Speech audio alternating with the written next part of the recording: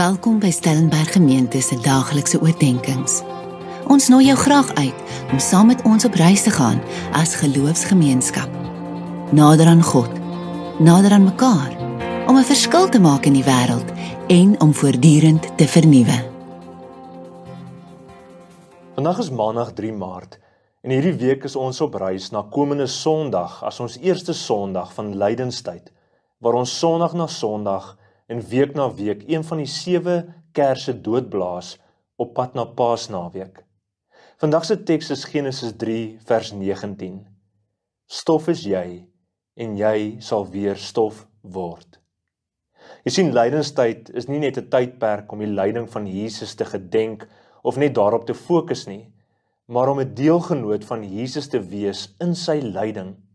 Ons gaan komende Woensdag as Aswoensdag afskop met lydenstyd, wat ons voorbereidingstyd vir Paasfees is. 'n Seisoen van 46 dae waarin die kerk met dankbaarheid, erns en pyn die kruis van Jesus vier, dit wat vir ons verlossing bewerkstellig het. Op Aswoensdag kom ek in kontak met die lyding van menswees, dat ek stoffelik is, dat ek nietig is.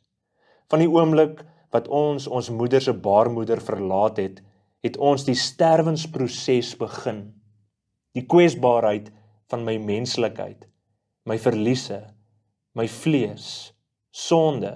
Dit alles help my om agter te kom dat daar lyding in my lewe is wat ek moet van ontslaa raak. Maar daar is 'n lyding wat lei na groei en ek moet dit aanvaar. Dit is 'n groot beweging van die vlees na die gees en dit vra onderskeiding. En daarom word jy dus uitgenooi na 'n tyd van voorbereiding en hertoewyding.